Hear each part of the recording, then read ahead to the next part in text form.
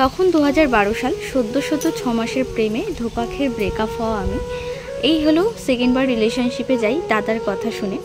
আর তার বয়স তখন 18। দাদার হাত ধরে আমাকে প্রপোজ করে, দাদা আমাকে দেখা করতে নিয়ে যায় এবং সেই সময় এতটাই জেদ করে তাকে হ্যাঁ বলতে বাধ্য হই। এবং আমার বোনের অবদান অনেকটাই রয়েছে, ও আমার জন্য অনেক কিছু স্যাক্রিফাইস করেছে, মার খেয়েছে। যাই হোক, সেই গল্পটাই তোমাদের সাথে শেয়ার করব। দীর্ঘ 2 বছর রিলেশন চলে, তার মধ্যে খারাপ ভালো ঝগড়া সব কিছুই হয়। ইতিমধ্যে বাড়ি থেকে জানার পরে আমার বিয়ে ঠিক করে অন্য একজনের সাথে, যেটা আমি কখনোই মেনে নিতে পারিনি। কারণ তাদের কথা ছিল এই ছেলেকে আমার সাথে বিয়ে দেবে না, সে আমি রিশকালার সাথে বিয়ে করলে তার সাথে দিতে রাজি, কিন্তু ওর সাথে আমাকে কিছুতেই বিয়ে দেবে না। আর আমিও ছিলাম নাছোড়বান্দা, ভেবেই নিয়েছিলাম ওকে ছাড়া আমি কাউকে বিয়ে করবো না। এইভাবেই দিনটা চলতে থাকে, সিরিয়াস কিছু ছিল না। এই হলো আমার সেই জন্মদিনের দিন, যে দিন ও এসে আমাকে কেকটা গিফট করে গেছিলো। এইভাবেই চলতে থাকে, আমিও সিরিয়াস নিয়ে আমি আমার মতো পড়াশোনা করতে থাকি। কিন্তু সেটা আর বেশি দিন হলো না। এক ছেলে আসলো আমাকে দেখতে এবং সে পছন্দ করে।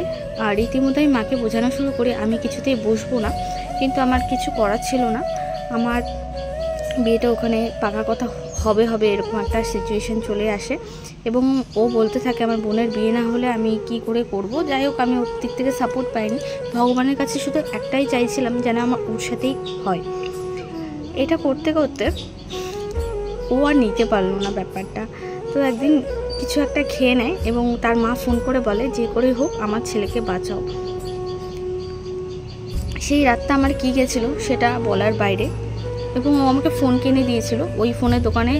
আর এটা আমার প্রথম ফটো, ওকে এই জামাটা আমি বার্থডেতে গিফট করেছিলাম। সেই সময় আমি ঠিক করি যে আমি পালিয়ে যাব।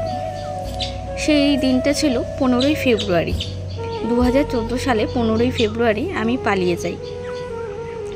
14ই ফেব্রুয়ারি চেষ্টা করেছিলাম, হয়নি। 15 ফেব্রুয়ারি ফাইনালি আমি পালিয়ে যাই এবং আমি ওর বাড়ি চলে আসি। বাড়ির লোক সেটা জানতে পারার পর খুব একটা খারাপ ব্যাপার হয়ে যায়। 15ই ফেব্রুয়ারি ওদের বাড়িতে আসে বিকালে আমার বাড়ির লোক এবং আমাকে নিয়ে যাওয়ার চেষ্টা করে। সেটা যখন বিতা হয় তখন পুলিশ কেস করে দেয়। আর সেই সময়টা থেকে আর কি সমস্যা শুরু। আমরা পালিয়ে বেড়াচ্ছিলাম। এইভাবেই 9 দিন কেটে যায়। ওখানে আমরা বিয়ে করে নিয়েছিলাম। তারপরে পুলিশের কাছে এমন একটা কেস দিয়েছিল, কিডন্যাপ কেস, আরও অনেক রকম কেস দেওয়া ছিল, সেগুলো আমি উল্লেখ করছি না। তো সেই কারণে আমাদের বাধ্য হতে হয় যে আমাকে ফিরিয়ে দেওয়ার জন্য, যেহেতু আমার 18 হয়নি। এমন একটা অবস্থা হয়েছিল ঘরে সিল করার মতো। আমি ওই পর থেকে প্রায় 7-8 মাস ওর সাথে আমার কোনো রিলেশন ছিল না। এইভাবেই দিনটা আর কি কাটতে থাকে। ফাইনালি এই দেখো আমার শাশুড়ি এসেছিল প্রায় 7 বছর পর আর কি সমস্তটা ঠিক হয়। অনেক ঝড়ঝাপটার পরে আমি ওর জন্য কোর্ট, থানা, এক রাত থানাও থেকেছি। আমার একটা কথাই ছিল, আর যাই হোক জীবনে যত ঝড় আসে আমি সামলে নেব যদি ও আমার পাশে থাকে। সত্যি বলবো না, ভগবানও আমার পাশে ছিল আর এই মানুষটি তো ছিলই। আর আমার শাশুড়ি সব সময় ছিল, কখনো বুঝতেই দেয়নি যে উনি আমার পাশে নেই।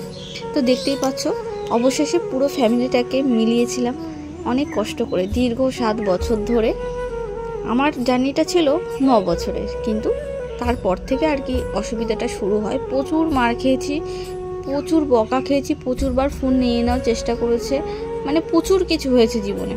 একটা সময় কত মানুষকে কত বলবে। এখন সত্যি কথা, এই যে বিয়ের দিনগুলো এগিয়ে আসছিল, সবাই মেনে নিয়েছিল, এর যে কি আনন্দ, সবটাকে মানিয়ে নিয়ে বিয়ে করাটা সেদিন আমি উপলব্ধি করতে পেরেছিলাম। বিয়ের জন্য চুল কাটতে গেছিলাম, নিজের বেনারসি কিনেছিলাম পছন্দ মতো, এইটা আমার দাদারই দেওয়া ছিল। বরের জামা কাপড় কিনছিলাম, সেই রেশ, বিয়ে একটা রেশ ব্যাপার। ঘরবাড়ি রং হচ্ছিল, ভীষণ আনন্দে কাটছিল দিনগুলো। তারপরেই পড়লো না সেই সময় লকডাউন। ডেটের পর ডেট বিয়ের কার্ড ছাপা হয়ে গেছিলো, কিন্তু হচ্ছিল না। এই করে করে যথারীতি 30শে নভেম্বর আমার বিয়ে ঠিক হয়। আর প্রথম আইবুড়ো ভাত এখানেই খেয়েছিলাম। আর আমিও না অপেক্ষায় ছিলাম যে এই দিনটা আমি কবে দেখতে পাবো। আমার সাকসেসটা দেখার জন্য আমি অধীর আগ্রহী ছিলাম।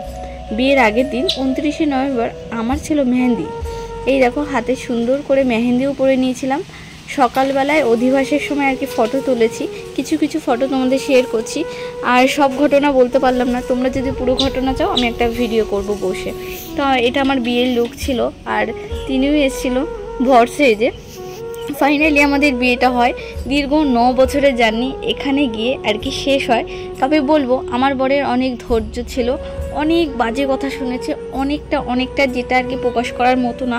আর আমি এই সোশ্যাল মিডিয়ায় সেই কথাগুলো বলতে পারছি না। তো এখন খুব ভালো আছি। টাটা বন্ধুরা।